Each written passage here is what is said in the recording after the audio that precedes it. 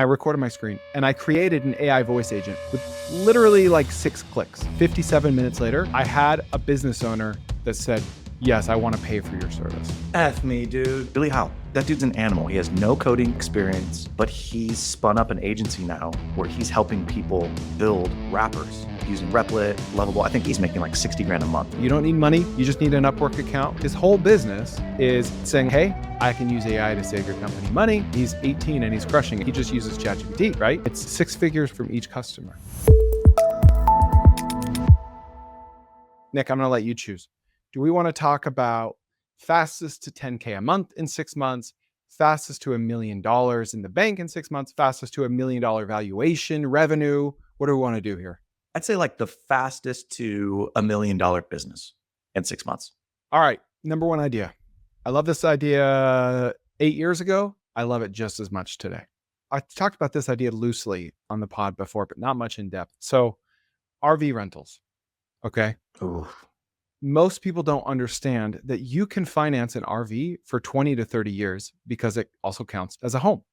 I'm not saying you should. I'm not saying it's a good idea, but the interest rates are not crazy. And it means that your monthly payment is like $200 to $300. But you're not saying that. Make your own conclusions from what I'm telling you. Okay. Wank. What do we always talk about? We talk about validating an idea before spending a dime. You can validate this before buying an RV. And so I distinctly remember, Nick, as I was getting my MBA from TCU, not paying attention at all during class. I distinctly remember sitting up in the back of the classroom, right in the middle, having Google Sheets in one window and RV Share and Outdoorsy in another. And I was just doing research, trying to find out what types of RVs in my local area, greater DFW, were in the most demand. And I would run a search for this weekend for a Class C RV, and I'd run a search for a year out for Class C RV, and I'd put them in a spreadsheet, and I'd be able to know what the occupancy is for any different type of RV at any given moment. And that data screamed at me, Class C RVs, Class C RVs. And I even went so far as to email the company and say, here's what my data is showing me. Is this true? And they're like, how did you learn this? That's absolutely true. And so what did I do? I took action. I bought a Class C RV, I traveled around with my family in it. And then when I wasn't using it, I rented it out. And the unit economics on this is pretty dumb. It's stupid in a good way. You can finance an RV, like a $35,000, $40,000 Class C RV, which is a motorhome. You got the motor in the front and the home in the back, and your payment's going to be a couple $100, and you could rent it out for, depending on the market, like $200 to $500 a night. So like literally your monthly payment is paid for on 1 or 2 nights of renting it out. And it scales. The only downside is you need a place to park these, but you can find lots, you can find storage facilities to park them, and then you can meet your customers at the storage facility to hand them off. I love the business. I really do. How do you get to $1 million in 6 months though? Because from what I remember, you bought it, you started to rent it out, and like 3 months in, you're like, this is annoying. You're like, because I have to clean it and I have to turn it over. You know what I mean? Like, yeah, it's like my rental home analogy. You should never own a rental home unless you're going to own like 10, 20, 100 of them. There's just no point if you're self-managing it, right? Because there's no scale to it. So I never got scale. I had 1 at any given time. But if I had 10 or 5, then I could hire someone and I wouldn't have to deal with any of that crap. I wouldn't have to take calls, meet people, show them how to use it, etc. So how do you scale this? If you keep this thing rented out 50% of the time, so that's, call it $7,000 a month in top line revenue. They pay for the gas. They pay extra for mileage. Your only cost is the payment and repairs. And if they break something, they have to pay for repairs. So let's say $5K a month in profit. If you're self-managing it, net income, no employees, 10 of those would be $50K a month. Well, we're trying to get to 25, right? Because 25 was that number of $300,000. So 5 RVs. So 5 RVs. That's not. Your other cost would be parking it, right? Because most people have HOAs. They don't have enough space in their yard. And so you're looking at like $150 a month per RV to store it. So $1,000 a month for 5 RVs. And you can manage that yourself. Let's say 10 RVs. Can you finance all 10 of those? How hard would it be to get 10 RVs? You can do it. You're probably not going to do it with the same bank. You probably have to bounce around banks. But if you're making your payments, it's feasible. I had the best luck with credit unions. You're like, you probably could do it. You probably have to like change banks, change name, change your social identity, security number. Just hop on the dark web, download the Onion browser. You can do it. Make it happen, dude. All right. No, but you can do it. Okay. I like that one. Here we go. You ready for mine? Yep. Gun to my head. I have to make, $1 million of value in the next 6 months. Do you know who Billy Howell is? Oh yeah, he was on the pod. That dude's an animal. He has no coding, no experience being technical, but he's spun up an agency now where he's helping people build effectively wrappers using Replit, Lovable. I think Replit's his drug of choice, so to speak. But he's developing software now, and he's created this company. But because he put a bunch of time and effort and energy into it, I think he's making like 60 grand a month. I can't remember exactly what his unit economics are, but like he's doing well. So for me, what I would do a 30 for 30 challenge, 30 wrappers in 30 days. I would just give myself 30 days to learn how to build in Replit. And that's it. It's like, so every day what I would do is I would identify a problem or a pain point, and I would just build a wrapper around it. It doesn't matter how good it is or how bad it is. I would just build a wrapper around it. And then at the end of 30 days, I've got 30 wrappers worth of experience. Some of them might even be good, and maybe I can productize those. But then I would really do the research and the work of like, okay, which of these wrappers that I did had the coolest pain point? And I would go hard in building out one or two of those, and then either placing it on the App Store or finding local businesses with that pain point and selling into them as a SaaS product. I already know this is going to be one of the best episodes we've ever recorded. I'm just going to call it right now. We're 11 minutes into this. That's a good one, Nick. That's a good one. Episode 150, by the way. Billy Howell, I interviewed him. The thing is, I would bet most people listening to this probably know like 60 to 80% as much as Billy. Not to downplay anything he does. You got to go out and find customers. That's the real hard part. You got to operationalize it, systematize it. But like, he's not a coder. He has no coding background. He's just messing around with these vibe coding apps more than the average bear. Well, and the crazy thing, he just had a LinkedIn post, I think it was, or something on Twitter where he live coded an app on stage at some conference and was like, it worked. And he created the automations for it, et cetera. The thing that's, I think, special about Billy, or at least different about Billy, is all of us have built these and we've gotten like 90% of the way there. And then the last 10% was like, I don't know how to figure this out. So video is cool, but I have what scientists call a face for radio. And so what's even cooler is long form audio via my podcast and my newsletter, Nikonomicspod.com. Go there for free. Subscribe to my newsletter. It's 1 email per week. It's super tactical. And then go to my audio podcast. I do 3 to 5 episodes a week, depending on how curious I am. And it's stuff like this. It's all free. No sleazy sales pitches. Nikonomicspod.com. He actually put the time in and figured it out himself. You and I have never done that. We've hired people to finish. I finished. Oh, go ahead. Yeah, I finished. You have? Yeah, I was going to say, like, I've been saying for months, like, that last mile is really hard. It's gotten a lot easier. And I've finished 2 projects now, and I was actually surprised, like, how much better the experience has gotten. So, but is it still the hardest part? Is the last mile still the hardest part? Oh, yeah. Okay. But that's what I think is special about him, is he's like, okay, I figured this out. And now he's doing it for other people. He's built an agency around building it for other people. Interesting. That's a good one. I like that. Thank you, my boy. You could spend 30 days learning, 30 days building, 30 days marketing, just running tests for those 30. I would do it 30 days building and then 30 days learning and then 30 days marketing. I just feel like you're only going to learn how to do it by building. And then you can be doing research after of like, okay, which industries do I want to focus on? That's me, because I'm in the paralysis by analysis type. So it's like, I just got to get going. Otherwise, I'm just going to be like, well, did I optimize this plan the best? And should I do this first or should I do this second? Maybe for you, it's the other way, but that I'm the guy that contradicts himself, because on this podcast a week or 2 ago, I used an analogy of learning Hungarian in the MTC, feeling like an expert, going to Hungary with you as my trainer, not knowing any Hungarian, but actually learning it really fast while I was failing on the job, right? So yeah. I absolutely agree with you. Learn by building. What did your trainer do to make you learn Hungarian so fast? What happened? I don't talk about it. Trial by fire. Piss me off all the time. All right. Moving on. You got to keep me in a good mood. Okay. I think you're going to like this idea. So I think that you and I collectively have like 13 friends that own offshore staffing agencies. Yes. It's ridiculous. In the staffing world, you got 2 models. You can hold their hand and provide someone and manage them over time and mark up their rate, call it 100%. You're paying a virtual assistant in the Philippines $1,200 a month. You're charging your client $2,500 a month. You're managing payroll and all that. That's good because it's recurring. It's just more hand-holding. You got to do work up front to find them, and then you got to do less work ongoing to manage them. The other model is to find someone awesome, place them for 35% of their first year's salary. Am I right? That's Which is exactly nice right. because you get paid up front and you wash your hands of it. It's kind of like the grandma that takes the grandkids and says, all right, take them back, right? You just get your money, you get to move on. But Yep. it's not recurring. Okay. I think that model has been a thing for 5+ years. I think it's going to be a thing for the next 5 to 10+ years. I think it literally can be as simple as going to Upwork, finding them on Upwork, hopping on a Zoom with them, vetting them, qualifying them, seeing how well they're trained on AI. I think that's a non-negotiable here. They have to be AI native, AI trained, even if it's just ChatGPT, and then placing them. So now, how do you do this quickly? I think you just start sliding into the DMs of hiring managers at big companies that need to hire 10 to 100 people overseas, and you charge 20 to 35% of their first year salary. And so you place enough people, you get to that number pretty quickly. Yeah. Okay. So like the two models in staffing are headhunting.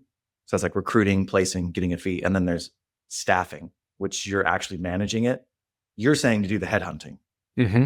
Yeah. Go find people and place So them. there Okay. won't be a recurring aspect to it, but that's okay. Well, that's the thing. If I'm trying to make $1 million in 6 months, I don't care about recurring. I care about right now.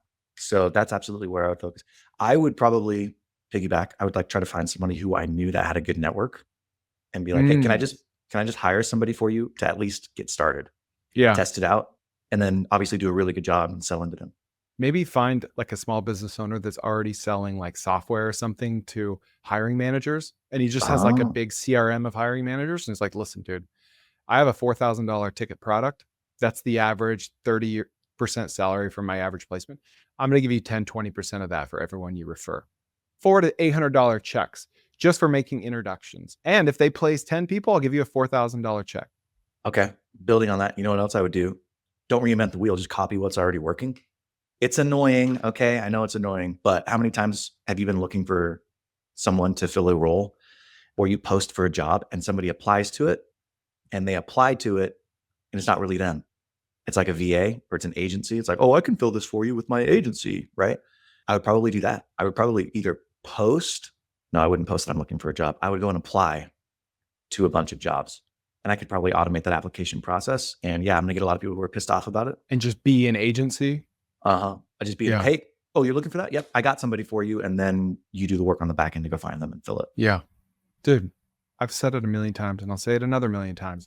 There's a lot of money to be made by just sitting on either Facebook Marketplace or Upwork all day, every day, and just hunting for deals and opportunities, either as an Upwork freelancer or an Upwork employer. There's just so many ideas coming across the feed and business ideas. And like, there's just a lot of money to be made. And I do think that you have to have a special personality type. Like, I don't think I would do well sitting on Facebook Marketplace all day, every day. I think you would because you're a hustler. You know what I mean? I'm more of like, oh, is this a good deal? Let me pencil it out really quick. Oh, well, I guess it's kind of a good deal, but actually, if you look at I think too much. Whereas somebody like you is like, cool, I can buy it for 5 and sell it for 7. I'll do that all day. 5, 7, 5, 7. And Yeah. anyways, I just think that's an important caveat to think about. Yeah, I just think that's an AI proof business. You don't need skills. You just need to know how to talk to people. You don't need money. You just need an Upwork account. You need to slide into people's DMs on LinkedIn. And if you can make a relationship, someone that you may already know today, I mean, how many people that we know on a daily basis are have something to sell to people on LinkedIn, right? Yeah, too many. Piggyback. All right, I got one. You ready? Yep. All right, so my number 3 idea, gun to my head, have to make $1 million in 6 months. You're gonna like this one. Is a hyper niche AI audit and savings agency that focuses on large corporations. I've had 2 conversations in the last week with 2 different large corporations, both of them in the 9 figures, approaching, billion-dollar valuation. One of them spent every single month as they onboarded new employees, they had to enter a profile for them in their CRM. And there was nobody internally who would enter the profile. So they would send it to their help desk. They're so big. They had so many employees. I want you to guess how much money they were spending a month creating new profiles for new employees. I have no idea. Thousands, tens of thousands. $20,000 a month. $20,000 a month just creating new profiles for new employees. And they were super stoked because they're like, we just figured out an automation for this. And starting next month, we're going to be saving like 17 grand a month because now it just ties in with their HR system, creates a profile, and it's done. right? You're like, where's that $3,000 going? What Well, about, they explained it. For the purposes of this story, I should just $20,000. yeah. Cool. They saved $20,000 a month. But I'm like, dude, right there, $250,000 a year off of one automation. Nuts. Talked to another company, a friend of mine. She works in benefits, and she was like, "There's no system that our company has that reconciles our benefits." And I was like, "What do you mean? Like health insurance?" She's like, "No, not even health insurance. Medical, dental, and vision." I'm like, okay. Every single month, we get a bill from those insurance providers, and we, the employer, have to pay that. Oh, okay. And then we have to take it out of the employee's checks. I'm like, all right, so what's the problem? She's like, it's always wrong.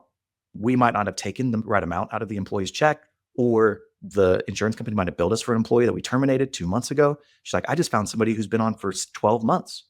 Another friend of mine, just like a quick aside, is an accountant. And he's like, yeah, I just found somebody who was fired 12 months ago that still had access to their credit card. Right. So there's a lot of these inefficiencies. And that friend of mine who's in benefits, it's like $5,000 a month that they find. And they've been doing this for 7 years. They just started actually auditing it. So I know 5,000 doesn't sound like a lot, $60,000 a year as a full-time employee, but I think that if you have a specialized skill set, let's say you're an accountant, let's say you work in payroll, let's say you are in IT and you understand a specific thing, and you know the pain points in large organizations, I would create just very clean and clear plug and play. I will help you with this audit and automation process to show you how much you're spending and losing and how much I can save you by implementing this process. And then I would target people in that niche industry by just sending them my calculator, just to have them see what it is. And that's what I would do. I would target large corporations because I need to get big clients in order to get to that like $1 million run rate. Are you charging a percentage of what you save them? That's what I would propose. So there's like 2 options. I would propose like, hey, 50% of what I save you in the first year, you pay me. And then everything else after that, you keep. I think companies get squeamish at that. So it's just kind of annoying. Then what I would do is I would probably just price it out to effectively get to that same number, but not tell them that that's what I'm doing. You know what I mean? Yeah. Customers, they want to know like what they're paying every month. So if your savings fluctuates, they don't want to get hit with this huge bill, even if it's a net win for them, right? Right. So something predictable that they can wrap their mind around is usually the better pricing model. Hey, I don't know if you remember this, but when we started this podcast, we entered into a social contract. I would spend time, energy, and money producing this podcast, interviewing these individuals and giving you insights into how to build, buy, start, grow your business. And you would like, subscribe, and leave me 5-star review. Now, out of that, we both get to talk to really cool people and hear really cool insights. We both get a ton of value. But I just want to help you keep your word. So would you do me a favor?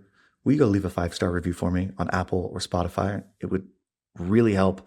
And if you want, even share this with a friend. I know a guy, Ben Waugh. He's Swiss. Okay. Oh. 18 years old. His whole business is sliding into DMs of executives at Fortune 100 companies in Switzerland and saying like, hey, I can use AI to save your company money. If I can't, I will donate $1,000 to the charity of your choice. When can I come talk to you? He does not hop on Zooms with people. This is what he's doing. And he's 18 and he's crushing it. And he doesn't have like corporate experience. He doesn't like know traditionally what corporations struggle with. He just uses ChatGPT, right?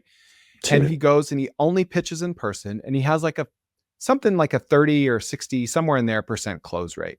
And it's 6 figures worth of value from each customer. He's just saving them money with AI. Close rate. That's insane. He's in person. He's there and he's young and they like him. And so, yeah, there's absolutely a market for that. All right. Well, that was my idea number 3. What do you got next? I love the diversity of these ideas. There's really no pattern to them. So I like this one. Are you ready? Yeah. Okay.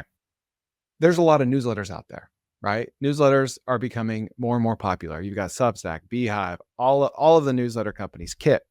Most newsletter operators, statistically, will burn out, usually sooner rather than later. Just like most podcasters burn out, it's hard to create content over a long period of time.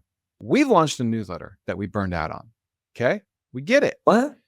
But what happens when you have a newsletter operator that's burned out? He's completely moved on from it. Maybe it's only been a month, a week, a year.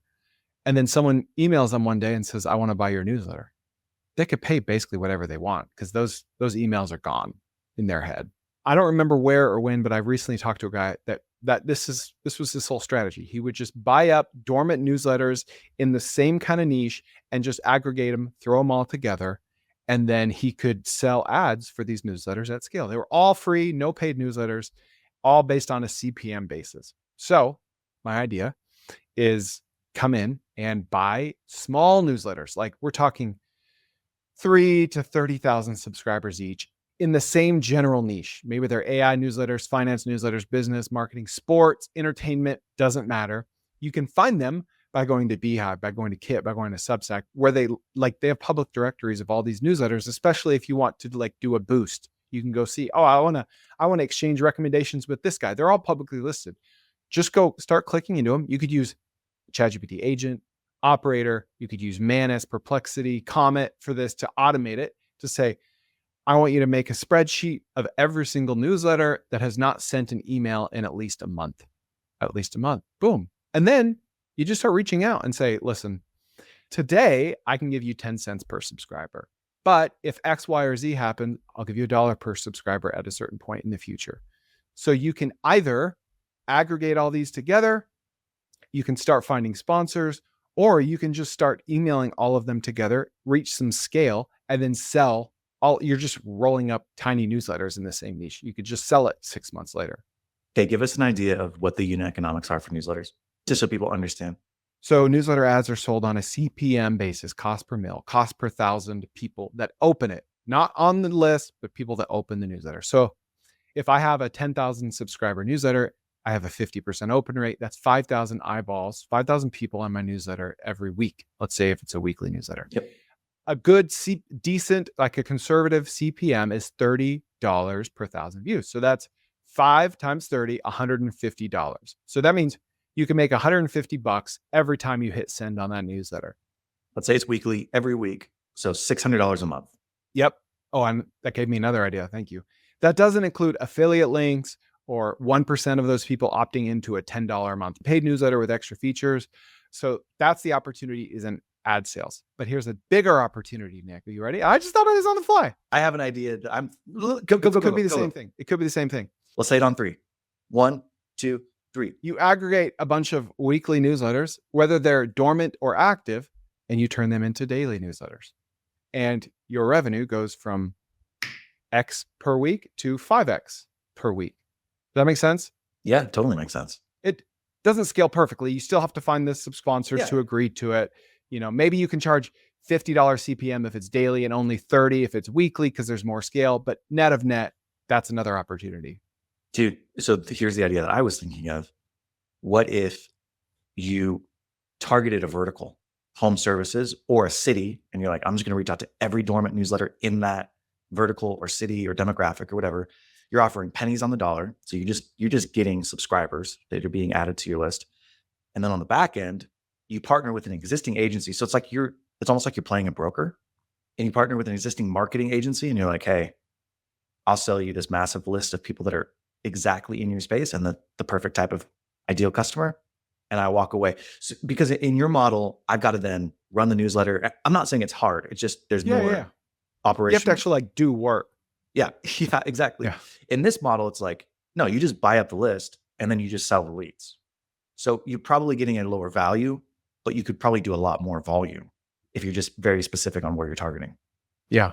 So you might need more money to do this than others unless you seller finance them or you create creative structured deals. But I think that's very possible with these because there's not like an established multiple for a newsletter, especially if someone's already written it off in their mind. It's like, sure, just take it. And if it turns into something, give me something, you know? Oh, that's interesting. If it turns into something, give me something. You could buy it on contingency almost. Like a seller finance deal. Yeah, I can't pay you right now, but I'll give you X percentage of whatever the cash flows are that come in. Yeah. What do they have to lose? I'm going to start to monetize it. I'm going to go out, hustle, and find sponsors. I'll give you 50 cents on the dollar of every sponsor I find. And you're going to be a subscriber. You're going to see if there's sponsors in there. You don't have to, keep me honest. Can you target on like Beehive and Kit? By industry? Just by industry, not by geography? I think it depends on the platform. Certainly by industry and size. I don't know about geography. That's going to be harder. Okay. That's interesting. I especially love industries where you can find your sponsors in your newsletter. Like if it were a marketing newsletter, there's probably executives in there that would like to sponsor the newsletter. Whereas if you Totally. had like an art or an entertainment newsletter, that'd be harder to just email everyone and say, anyone want to sponsor this? You know? I like that one. That would be a really cool one because I would bet that those asset values are still undervalued compared to other lists. Like we already know that marketing, like the CPMs are, there's an arbitrage there and the ability to reach individuals. So like, why would the assets not also be undervalued? Amen. I'm sorry. Yeah. Did I just say arbitrage? Huh. Hmm. I don't know. Call me later, Gordon Gecko. All right. Here's my gun to the head. Number 2 favorite idea to make $1 million in 6 months. We've talked about this a number of times. Small businesses are overwhelmed. They don't really know what to do with AI, but they want results, right? They don't care about like dashboards. So, number 3, I would start an AI automation agency. And I would focus on very specific plug and play automations. All right, here's the deal. There are so many different workflows that small businesses might have.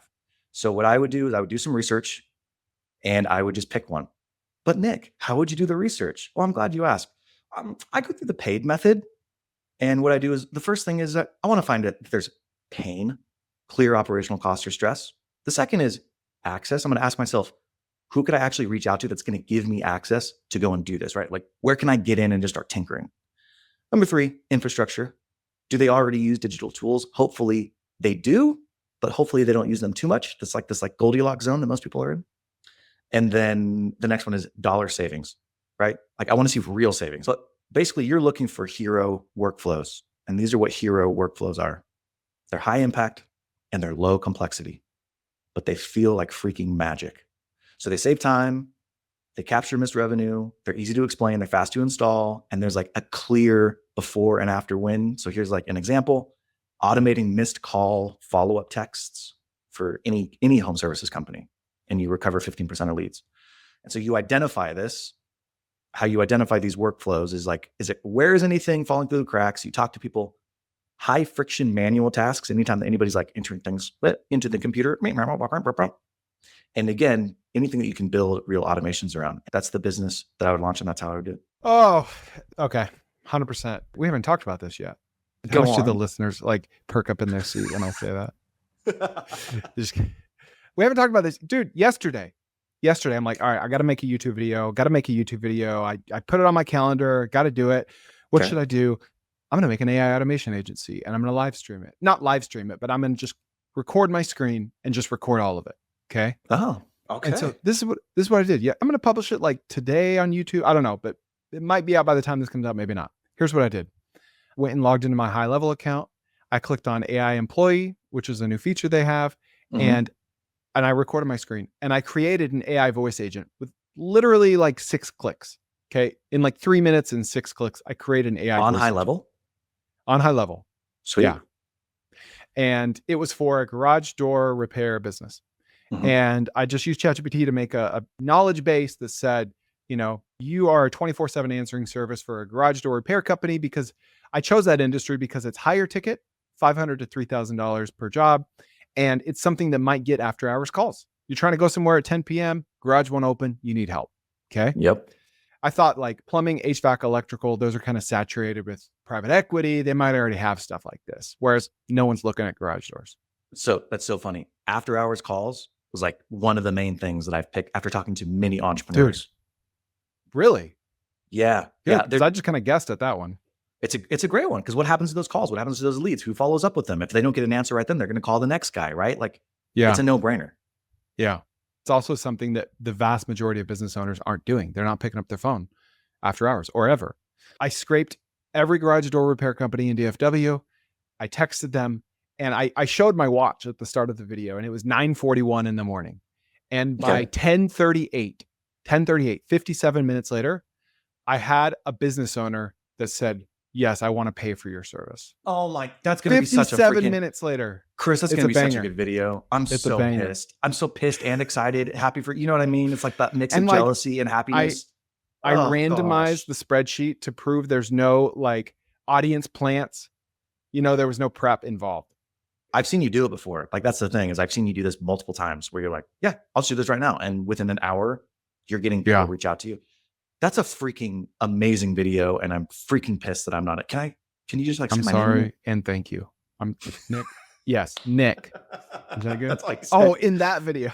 We'll put it. So We'll add it to post. We'll add it in I post. I had a guy on my podcast, Nikonomics, who was the founder and CEO of Think.ai, THYNK.ai. That's the one thing that they've focused on first is after hours, and it's all AI. And they're actually having conversations with people, and they'll say it straight up, like they're not hiding from it. But there's so much business that's missed when you Yes. don't have somebody picking up the phone after hours. There's so much business that's missed, and they don't even know it. And it's not like there's a high cost to it. Yeah, you can't afford a full-time employee after hours to answer the phone, but you can definitely pay $100 a month and have AI available at any moment. Or pay per lead. That's what I put Oh, in my that's a good point. text is like, only pay me once you get a lead that closes. That closes. So it was a good offer. Dude, episode 133, I interviewed a guy that raised venture capital and launched an AI call service for small businesses. And he's doing well. He's doing really, really well. But like he went and raised venture capital. It's like a full thing. But what's crazy to me is like a year later, you can do that on a high level with like a few clicks.